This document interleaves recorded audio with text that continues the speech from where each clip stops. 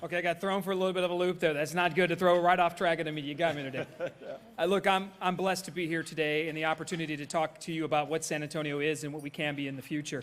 My wife joined me today, and something spoke to me when she said, look, I don't really care about going to the manufacturer's probably getting a little upset right now, but she didn't want to go to the manufacturer one. She didn't want to go to the real estate council one. She said specifically, I sure do want to come down and talk to the folks and listen to what's happening in the hospitality industry, because it's telling a story of all of San Antonio, and I want to be a part of that. So thank you to my wife for joining me here today, and I appreciate Ron standing up here with me as well, and so we can contrast each other and talk about what we see as the future of our community.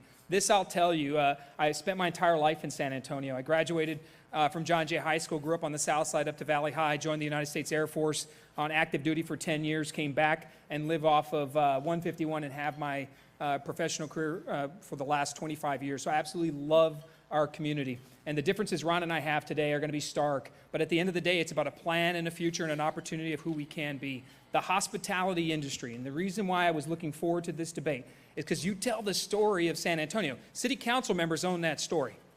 But who's really doing that, right? That hospitality portion, that unity, that story comes from you, whether the story's through our culture, whether it's through our food, whether it's through our hospitality. It doesn't matter which portion or service you are in the hospitality business, you are telling the story of San Antonio. And it's on us as city council members to make sure we do the things that allow you to tell the right story. So I'm running for mayor because I believe the story we are putting out to the state and to the nation needs to be different. And we need to have an energy about believing in everything we do, but we need to do it together. And that's what I'm hopeful to send the message here today, is that together we have opportunities to make San Antonio the best it's ever been. I thank you for the opportunity, and Ron, I look forward to our conversation today. Mayor Nirenberg. Great. Well, thank you, Dave, and to the hospitality and tourism professionals, the men and women that make our economy work. Thank you very much for having us today as well. My name is Ron Nirenberg. It's been a privilege and honor of my life to serve as a District 8 City Council member for 2 terms and now as your mayor. 2 years ago, I ran for mayor because I heard from all over the city that our momentum had stalled, that we need to do better to capture the potential of this city to be one of the great elite cities of the nation.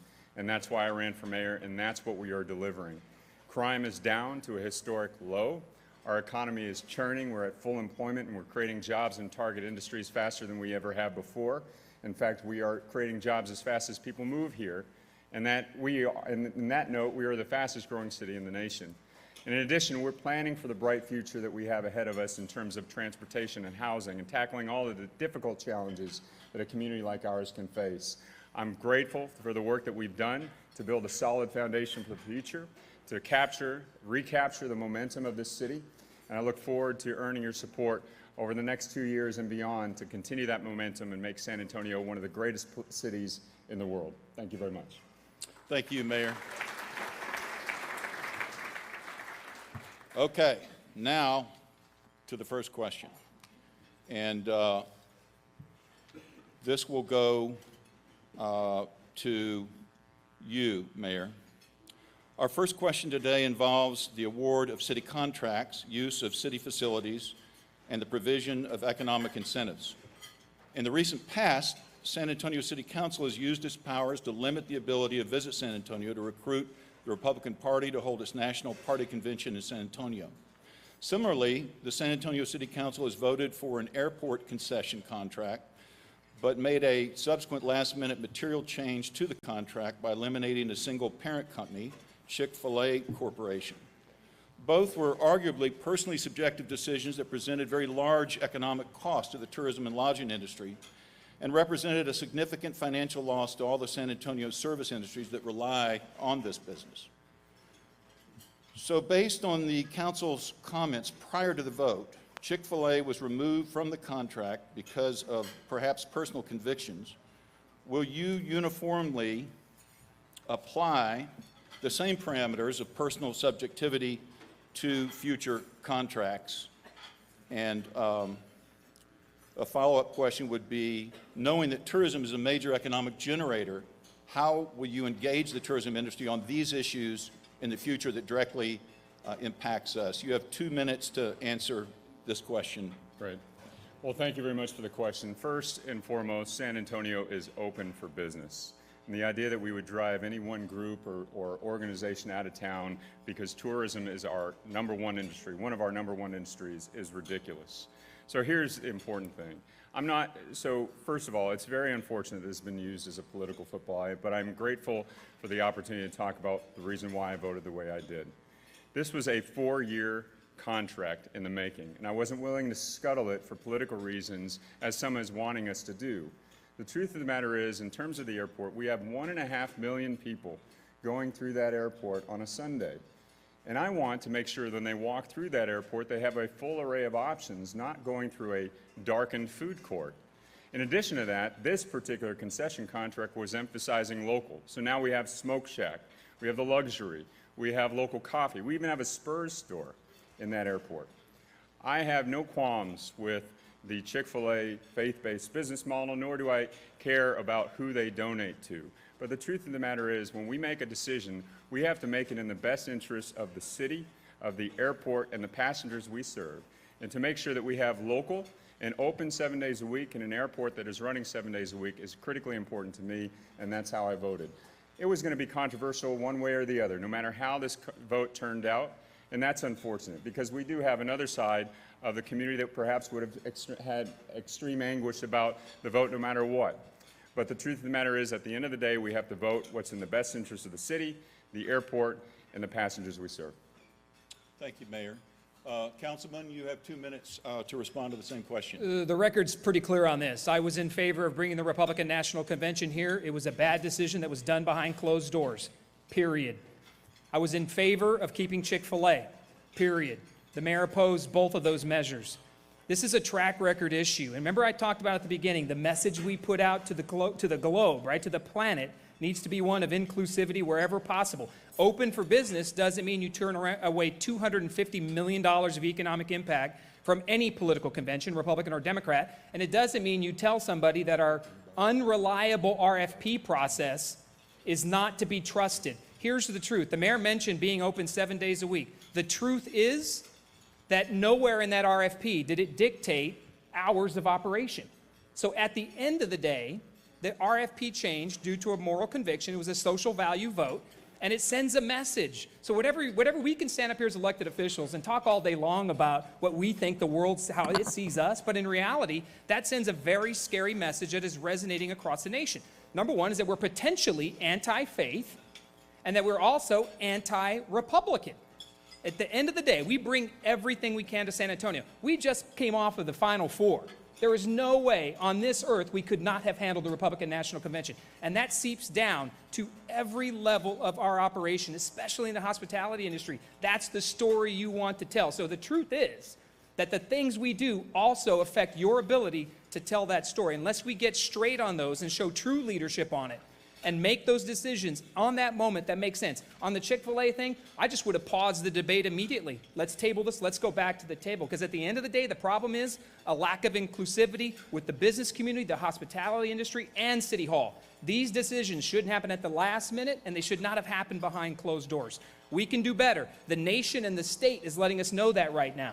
And I've got to believe that's hurting your opportunity to tell the story that is San Antonio. Mayor, you have 30 seconds for a rebuttal. It's also very important that we maintain our responsibility to the taxpayer. And the truth of the matter is, when we vote, we have to vote with all of those interests in mind. So on this issue and every other, we have to vote in the best interest of the city. On this particular one, the airport and the passenger as well. I stand by a decision when it's based on that calculus and not anything else. Thank you, Mayor. Moving on to the second question regarding the entertainment district. The Alamo draws more than 1.5 million people to the historic mission per year. Meanwhile, 18 surrounding attractions, restaurants, bars, tourist services, and retail shops host a collective 3.5 million visitors and generate 28.8 million gross annual revenue. 3.6 million are paid to local and state taxes, and 6.1 million in annual payrolls for 468 employees. In the early talks of a reimagined Alamo, there were discussions about the real estate deal triggering a number of changes that would improve the downtown area. In fact, the city and state were reassuring to businesses as well as the industry that they would make them whole with a newly created entertainment district in the heart of the city. We know that the attractions and family entertainment establishments are good for downtown and that visitors want to do and see more than just a historical site.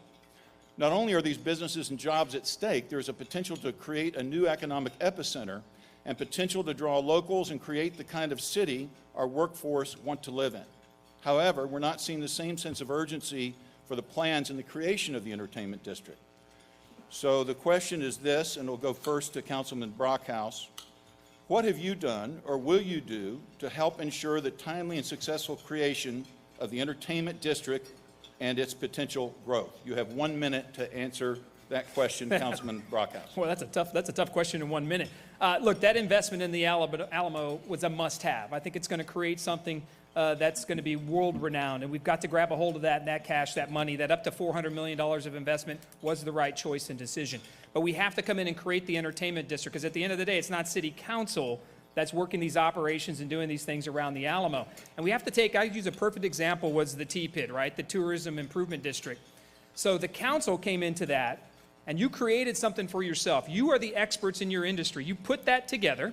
You created the resources for it, and what did the City Council come in and do at the end of that process? Attempted to take dollars and money from that to pay for another focus on our agenda at City Hall. So an entertainment district is a must-have, period. And we have to have this level of separation to at least understand, right, that if there's tax dollars involved, there's money involved, and you're creating that, you are the experts that are going to implement that and make it happen. So I believe that once we come into office, the first thing we need to do is really talk about that downtown piece and reset where the money and opportunity goes. That includes the Tourism Improvement District, those marketing dollars, and an entertainment district. So we're protecting jobs, opportunity, and the story you're telling about San Antonio. Mayor Nirenberg, 60 seconds to respond to the same question. Well, I was a proud champion from the start, the middle, and to the finish of the T-Pit, and that's one element of a strong tourism and visitor community, is having the resources available to build and build upon a visitor and entertainment district. So as a city council and as a mayor, what we will do is seize the opportunity. If there's a lack of urgency, that's the urgency we must create from a policymaking standpoint, and here it is. We do have an opportunity now with the relaunch of Centro to play an active role in the formation of that policy. We want to make sure that we do everything we can to facilitate one of the key sectors of the San Antonio economy, which is the entertainment, tourism, and visitor industry, and that's happening in downtown San Antonio. So on the other side of the coin, we also have to be champions for downtown. And I've heard a number of concerns about, well, we're spending too much time and focus on downtown. We have to be proud of a strong urban core that helps us pave the way for an entertainment district that we can be proud of.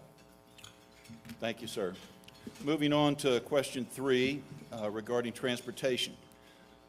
San Antonio knows from visitor survey data collected, one of the biggest criticisms by San Antonio visitors is the difficulty they have getting around downtown and the perceived lack of convenient transportation options during their visit. So the question is, how will you prioritize transportation projects, and how do you anticipate that the community will finance transportation projects that are critical for San Antonio's guests and the community at large? This goes first to Mayor Nirenberg. You have 1 minute to answer the question. So our approach to transportation needs to be welcoming of innovation and market-driven solutions. And I know there's a lot of comments out there about scooters, but that was one demonstrated way in how under this, in my tenure, we were doing things differently than what we did before, which is trying to fit a new innovation into like a square peg into a round hole when it came to things like rideshare. So what the City Council has done now is we have taken the innovation and we've let the market drive how we regulate it, so that it's not heavy-handed and that we don't prevent ourselves from benefiting from that innovation. In addition to that, we've launched Connect SA, which will be a truly connected, integrated, and comprehensive transportation system for the future that will be funded because it's going to come at citizen approval and voter approval at the ballot box. We're integrating all of our network to improve bus routes, to improve the last and first mile connectivity, and tie all of that into a comprehensive network of transportation that will be the most innovative the city has ever seen. Councilman, same question. I think in my heart we have to work and start as a baseline with via Metropolitan Transit. That's where it begins and ends. I think if we create that network and we bring via up to full funding, the council has worked to provide an additional $10 million of funding every year going forward here for via, and it has had massive impact. So VIA is this baseline start. You got to learn and create the right VIA system. Those are the experts in pros, and I think we got to continue investing in that and elevate their funding mechanism. They receive half the funding of the rest of the big cities in Texas. That's unacceptable. And then we have to be careful about these emerging technologies and things we bring into it. This last mile, first mile piece, I think we learned a valuable lesson with scooters. We brought them in, and it was really cool. It looked great, but in practical application, what happened with it? It didn't meet the goals. It began to become an embarrassment, right? Because they're laying on the ground, they're all over the place, they don't generate the look and feel of what we wanted for our downtown. It's a learning experience, but we gave it a shot. So we have to come in and really start with the transportation experts, focus on VIA, fund that out, and then hold these partners that are coming into our business with transportation opportunities accountable to the goals of our downtown. Well, she just threw up a stop sign, otherwise I got, well, you got that stop one quick right there. Yeah. Thank you, Councilman. Rebuttal? Not so much a rebuttal, but that's exactly why it's important for us to take this as it comes and let the market drive solutions. We know that the market is driving innovation in areas where we need more transportation options, and we absolutely need to help VIA get to full strength in the improvement of our ability to provide bus routes. And the evidence is clear. When we are strategic, when we focus on those key routes that can improve transportation and mobility, people are using it as an option. It's reducing congestions. The City Council improved the bus routes on the west side and the south side, and as a result, ridership in 2 years is up 30%. Thank you, Mayor. So it wouldn't be a mayoral race if we didn't talk about property taxes. Property taxes remain a major point of contention for many businesses and homeowners who have seen property valuations rise substantially in Bexar County. Cities don't establish the appraised values of properties, appraisal districts do. However, property and business owners are often concerned that they have not gotten a fair shake from the Bexar County Appraisal District. This question will be, what do you see as the city's role to ensure the equitable administration of property tax valuation within Bexar County? And as a follow-up, what should the city do to reduce the burden on commercial property owners? You each have 1 minute to answer this question, and we start with Councilman Brockhouse. That's a tough question in 1 minute, I'll tell you that right now. The property tax system is about as broken as it can get. The biggest chunk of that, obviously, is the school finance issue. And we're going to be fighting in Austin to make sure there's proper equity when it comes to school finance. We get those dollars out and we get that funded. But I come from it from a standpoint of what can we control at City Hall, period, right now. For 2 straight budget cycles, I voted for property tax relief. Ron Nirenberg has voted against it. And for 2 straight years, we've been trying to get a city homestead exemption. Ron voted against it the first year and now has saw the light and is trying to find a way to create a city homestead exemption. So from a residential perspective, we have to learn to live within our means and return dollars back to homeowners wherever possible. And even if it's a couple of bucks a month, we have to start somewhere when it comes to property tax relief. Because 2 things matter to business owners and residents, right? That's that they can keep more of their money so they make their own decisions in their life. And they pay as little fees and taxes as possible, right? So better wages, right? More income, more profitability, and I get to keep a little bit more with less government regulation, intervention, and taxation.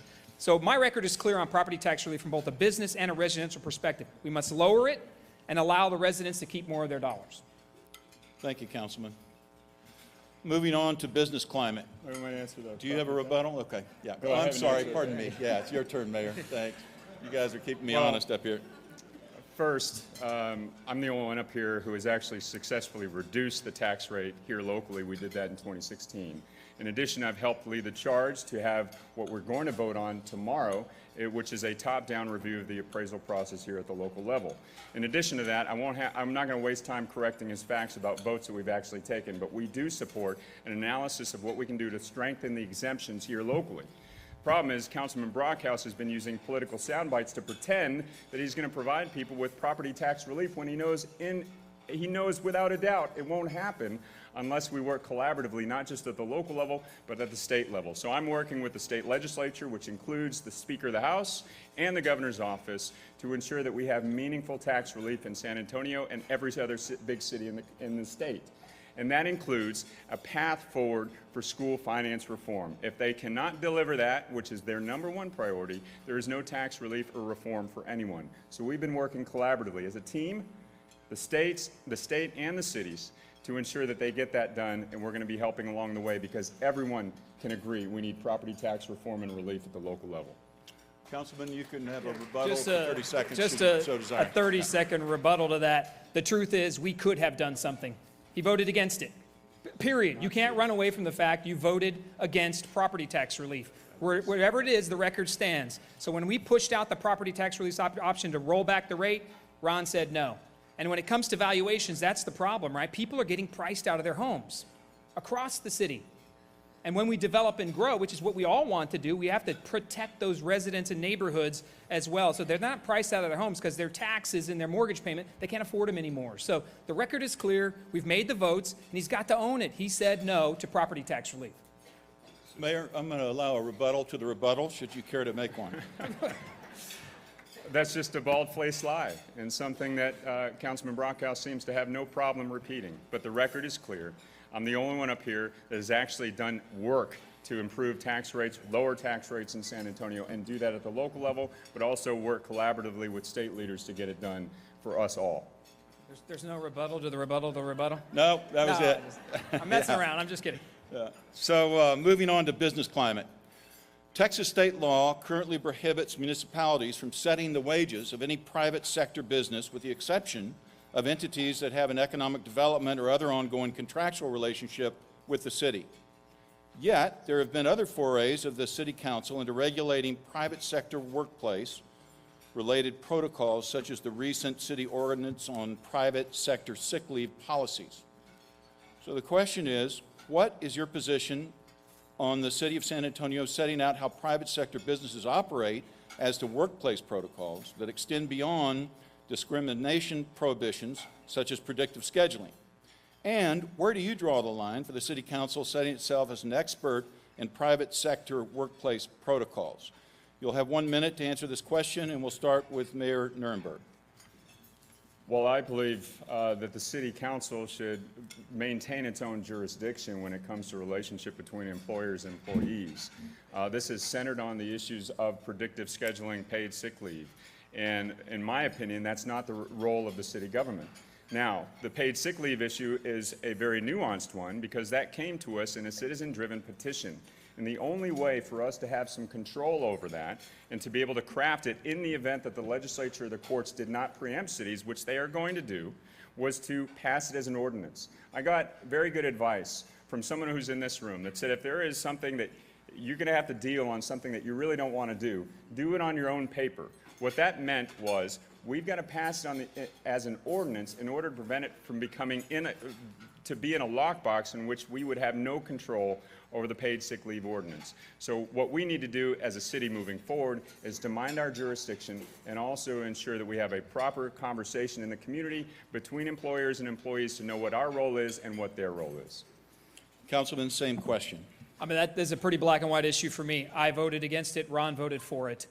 So you can't say we got to pass it so we can fix it later. That makes absolutely no sense. That's Washington-style rhetoric, right? Let's make it a law and then we'll fix it after the fact, or hope Austin fixes it, right? We cannot abdicate our responsibilities to Austin. So what we should have done at that moment was understand that that's not our role. I took advice, too, from somebody in this room, Louis Barrios. I sat at lunch with him, and he was monitoring. This is no joke. My son was bussing tables for him, and he went over, and my son brought too many chips in that bowl. And Lou told him, hey, you've got to be careful what we put on this table because everything counts to the profitability and bottom line of a business. Even the chips and napkins on the table matter to your ability to make a profit. So if we come in as a business, as an operation, as a city, and tell you you have to do paid sick leave, guess what that does to your profitability and opportunity? You make the right decisions for your business. It is not City Council's role to tell you how to schedule, to tell you who you can or cannot hire, who you pay benefits to. Stand on your beliefs on the dais. Don't vote them and say, well, I didn't mean it for that because I'm hoping I'm going to change it later. Believe in what you stand for and show consistency on the dais. We should have said no that day and let it go. Rebuttal? If, in fact, a mayor is looking out for the entire community, including the interests of the business community, that person, me, is going to have to vote to ensure the interests are maintained in the business community. What Councilman Brockhouse is telling you is that it doesn't matter if it doesn't jibe with his political talking points. So it would be easy for him to come up here and say that, but in the final analysis, if you want to have a role in whether or not paid sick leave is an actual law here in San Antonio, you want to be at the table when that is happening. And the only way that was going to happen is if we did what we did as a city council and agreed to work together as a community after. Thank you, Mayor. We've got the fun part coming up. It's called the speed round. I'm going to ask a series of yes or no questions. I will ask the question and will invite each of you to answer the same question. Please limit your answer to yes or no. Question 1. And here's some background. A good deal of current convention and group business in San Antonio is situated in the Riverwalk and downtown area. A major concern in the visitor survey responses is the prevalence of panhandling, homeless individuals aggressively asking for money. It leads to many complaints and concerns by guests for their safety. We know that during the debate for the creation of the Tourism Public Improvement District, there was an effort to redirect revenue from TPED to Haven for Hope, but because that was not part of the petition that went to the hotel owners, it was not a viable option. The question, which will go first to the mayor, will you ensure that any additional funding that is identified for Haven for Hope and future homelessness needs will come from a bigger community base than just the hospitality and tourism industry? Yes. Thank you. Councilman? Yes. Thank you. Boy, this is going to move quickly. That's a lot harder to just one word it than you know right now. I know. Okay, question number 2 regarding Visit San Antonio. Background. Destination marketing has been consistently proven to yield significant returns in visitor spending. In addition to attracting visitors, destination marketing drives broader economic growth by sustaining air service, creating familiarity, attracting decision makers, and improving the quality of life for both visitors and residents of our community. Cities and states that prioritize destination marketing have experienced significant site relocations and new investments. And I'm going to pause here because I know something maybe that you guys don't know, which is Visit San Antonio is held up as the gold standard in every convention visit bureau in the entire state. And it's been perceived that way.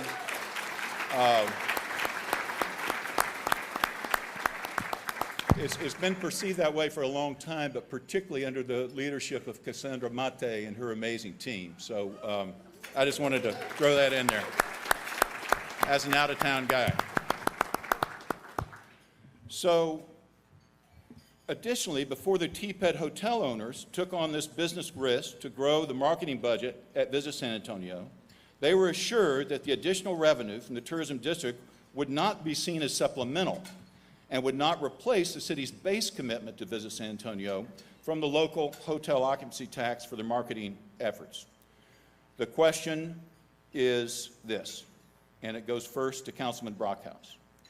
As mayor, will you commit to protecting the designated 35% portion of the local hotel occupancy tax that the city currently allocates to Visit San Antonio for this vital function? Yes. Thank you. Mayor? Yes. Thank you. And I'm grateful that we have the tourism industry at the table when we're working out a comprehensive solution to these issues that affect us all. Thank you, Mayor. Can I get 48 more words, please, now? I'm 47. Just I'm good. 47, my final offer. I'm good. All right. Messing with you. Marketing funding. The goal for creating the Tourism Public Improvement District is to boost the sales and marketing budget for Visit San Antonio. And everyone here today is extremely grateful for the support you both provided for the creation of the TPED. I'm going to pause for applause right here because I know how important that was. Recent actions by the TPED Board of Directors to enhance San Antonio's group and leisure outreach will be activated this month, and the TPED marketing media plan is projected to generate an additional 191 million impressions for San Antonio. This, combined with Visit San Antonio's original 387 million impressions, will generate a total of 578 million impressions for San Antonio. In addition, the marketing media plan will triple TV video impressions from 14 to 30 markets and enhance San Antonio's presence within key drive markets, including Dallas, Houston, and Austin. The industry is committed to boosting the marketing sales because they believe that it will have a net benefit to the entire city, increased sales, property taxes, hotel occupancy tax included. Question: will you support any surplus, pardon me, of hotel occupancy tax revenues being reinvested into Visit San Antonio to promote San Antonio as a destination for groups, conventions, and tourism? This goes to you first, Mayor. Can you repeat the question? I can. You lost me after the first 3 paragraphs. Well, we had to have the background much longer than the answers. Will you support any surplus of hotel occupancy tax revenues being reinvested into Visit San Antonio to promote San Antonio as a destination? And let me just further background. When I was chair of the Convention and Visitors Bureau in Austin, we were funded on an expectation of collected tax. Any overage, because we had a percentage that was fixed, went to support our marketing efforts. In some instances, other towns, sometimes the state, will sweep excess into the general fund. Yeah, well, I think the audience will be best served if we have more than 2 words on this answer. Now, I will say this. The tourism industry and the TPID growth needs to benefit first and foremost the hospitality and tourism mission. Absolutely number 1. Any revenue additional to the expectations need to go to the hospitality and tourism industry. And anything else that's added to it needs to come at the approval of the hospitality and tourism industry. Thank you, Mayor.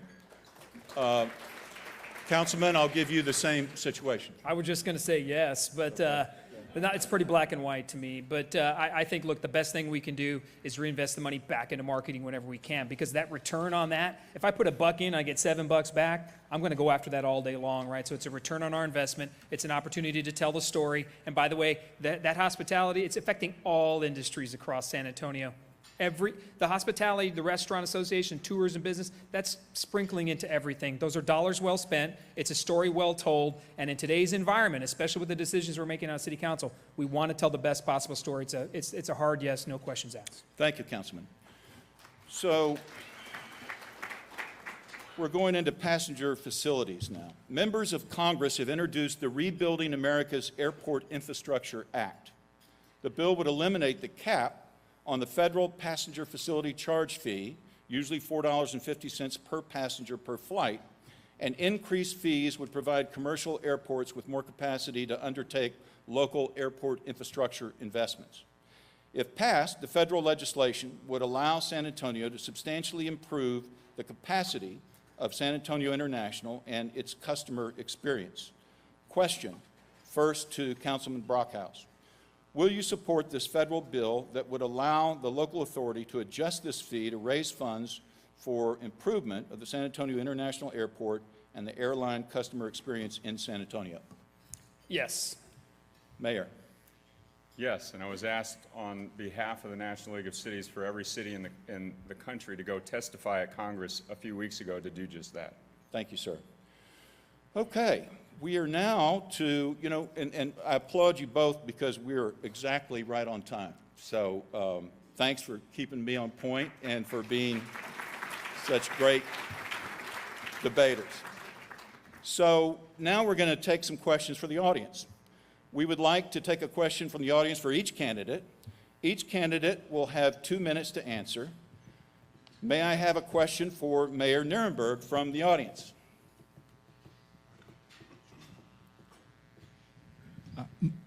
Good morning, and thank you for being here today with all the major organizations. Marco Barros with the Tourism Council. I have one comment, and it's regarding crime prevention.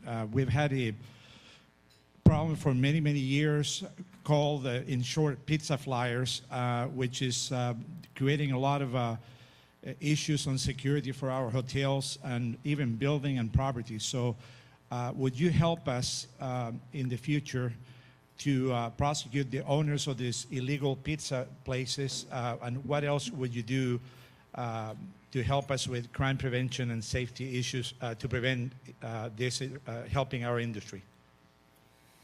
Yeah, well, thank you for the question. This one's for me. Yes.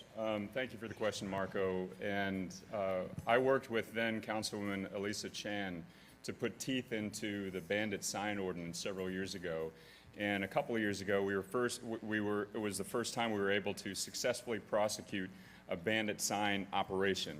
We will use the same techniques to go after the pizza flyer vendors, but from a crime prevention standpoint, that's a little bit farther reaching. And what we would like to do is take lessons and get input from VSA and from Centro about where we need to step up bike patrol as well, because it's going beyond pizza flyer vendors, and it's going into the intimidation of people who stay at your hotels and other establishments. So we have to be a little bit more broader, a little bit broader than just attacking the pizza sign or the pizza flyer stuff, but go into a broader aspect of how do we keep our downtown and the visitor areas livable.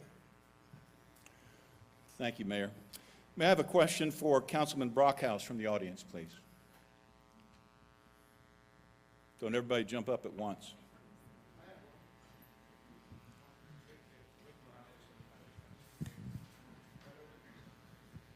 Kevin?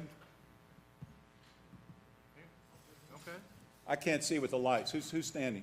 Well, I've got a microphone Okay. in my hand. Yes, so sir. good afternoon, gentlemen. Phil Stam with Hyatt Hotels, and thank you for bringing up scooters as part of the discussion on the greater discussion on transportation. But more specifically, we're all keenly aware of the proliferation and the safety concerns that come with it, as well as other nuisances. And just wondering what you'll do specifically to support legislation or proposals that would help to control the situation downtown. This was really a good learning lesson for emerging technologies. You know, when they came into the city, they just basically dropped them overnight. It wasn't even a partnership, right? They just came in, and all of a sudden you woke up one morning and here's all these scooters. We won't talk about the scooter company that did it, but I had the conversation with them. I said, this is not how partners work together, right? You come to the city, you want to do business with us, you work with us, and we lay a framework out there. I think the city attempted to then come in and layer regulations around that. This is what we learned. We learned quickly that the maintenance of them, the upkeep of them, the aesthetics of them, it's a broke process, right? So we have to come back and make sure that they know they charge them and they pick them up overnight, they do the things that matter. Then the safety concerns started to come in. We tried to regulate the age in the rider and wearing helmets. And I can tell you right now, if you see anybody on a scooter, I mean, I seen a toddler the other day look like on a scooter. I mean, they are not following the rules. So there's a lot that comes into that as well. And then we were discussing sidewalk riding as well, and people were getting hurt. So what I see at these things is, look, it's a technology that's here. And we have to force compliance from a vendor like that. And we may eventually get to it where we have a dedicated vendor only we're dealing with when it comes to scooters. But we got to put them into the protected bike lane, get them off of the sidewalks now has become my opinion. It's a safety hazard. They have to follow and adhere to our rules. If they don't, they yank the permit. We got something like 14,000 of these things running around. I saw one on 151 the other day, and the first thing that popped in my head is, who rode their scooter on 151? So it was parked at a Bill Miller's. I was blown away. So it's everywhere. So we work together and we make sure that, look, you adhere to the rules and things we want. We got to get them off the sidewalks, into a protected area, treat them as a bicycle at this point, and make sure they're following the rules of the city. If they're not, we yank the permits and get rid of them. This has now become a simple black and white issue of protecting pedestrians and protecting our downtown, and now it's gone out to protecting the entire city. Thank you, Councilman. So moving into closing statements, and Lisa, I think we've got a little extra time, so I'm going to extend the time of the answers to 2.5 minutes. I'd like to offer each of the candidates 1 minute, actually 2.5 minutes, to make their closing statements, this time in reverse alphabetical order. We'll start with you, Mayor. You've got 2.5 minutes. All right. Well, thank you very much, Dave, Cassandra, the board, hospitality and tourism professionals from the city for having us here today. Again, my name is Ron Nirenberg. I am privileged to honored to be the mayor of this city. We started 2 years ago in a city that had lost its momentum. And after 2 years, we are delivering a steady momentum in all the areas that you care about. First and foremost, from public safety, we started at a historic high violent crime rate. In 2 years, we've dropped the crime to a 30-year low, and just now we turned in our FBI statistics, we dropped it another 18%. 2 years ago, our economy was struggling to gain traction, and today we've created 40,000 jobs in two years. We're creating the bulk of those jobs in targeted industries that has helped lift the wages across the city. In addition, we're tackling the difficult challenges like transportation and delivering a truly comprehensive multimodal transportation system for the future. At the end of the day, why do we do this work? We want to improve the lives of all San Antonians to make sure that this city is a city of choice, a city of destination for anybody who would want to come here or want to grow up here. I'm a father of a 10-year-old son, and what drives me every single day is continuing to build with you a city that he would choose even if he could live anywhere else on earth. We've had a great 2 years of building a solid foundation that will deliver that promise. So I'm asking for your vote on May 4th, and let's continue to build the momentum that we've created to make San Antonio truly the city you deserve. Thank you, Mayor.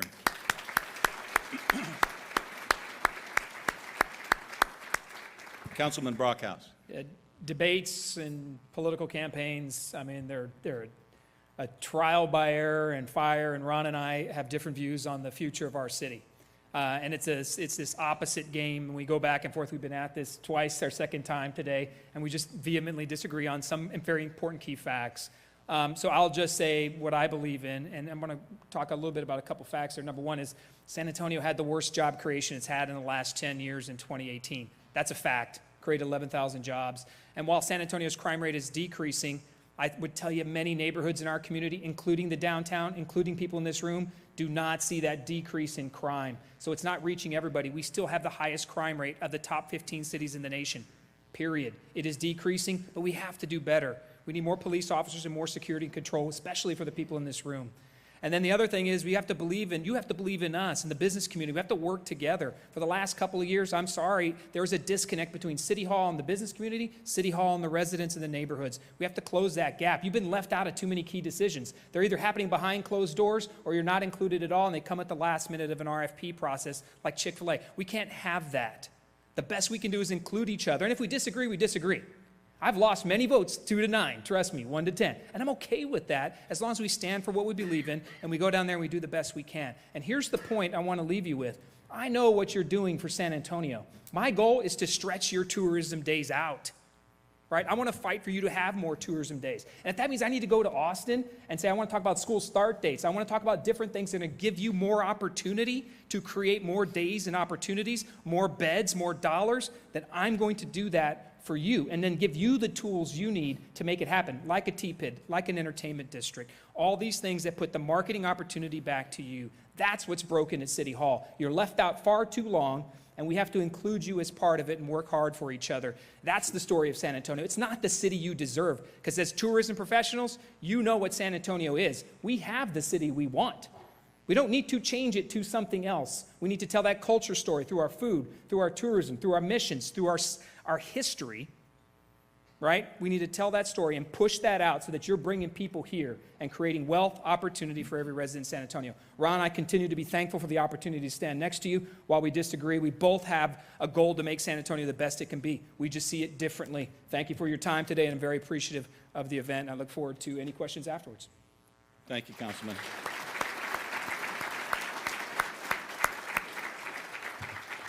So in closing, I'd like to express our great appreciation and thanks to the two of y'all.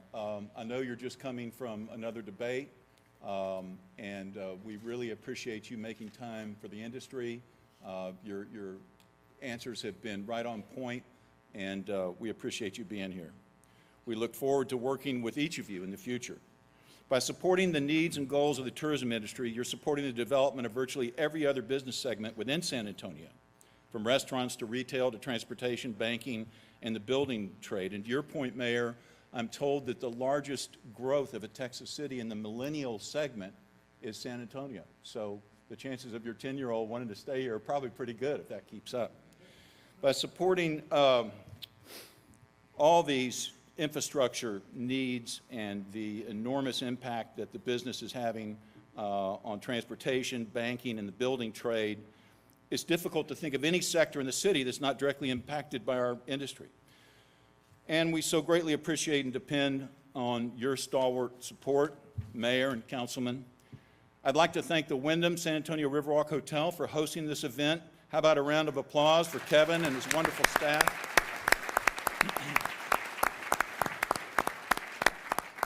I want to again thank the sponsors, PSAV, Alamo chapter of the National Association for Catering Events, LAZ Parking, University of Houston, Conrad Hilton College, San Antonio, and OYO. I would also like to once again recognize our industry partners and co-hosts, the Alamo Area Hospitality Association, Alamo chapter of the National Association for Catering Events, Concierge Association of San Antonio Hotel and Lodging Association. Big thanks to you, Lisa, for doing such a great job putting this together. San Antonio Restaurant Association, San Antonio Riverwalk Association, San Antonio Tourism Council, and of course, Visit San Antonio. Finally, I would like to recognize all the attendees from our industry, hardworking professionals who care enough about this election and y'all's impact on this industry to come out and hear your remarks. I will remind you, they don't need the reminder, you might. Early voting begins Monday, April 22nd through Tuesday, April the 30th. Correct? Yeah, this says 20th. That couldn't be right. It'd be backwards. So April 22nd through Tuesday, April 30th. Election Day is Saturday, May 4th. Thank you all for your time and attention, and thanks to you, Mayor, and thanks to you, Councilman.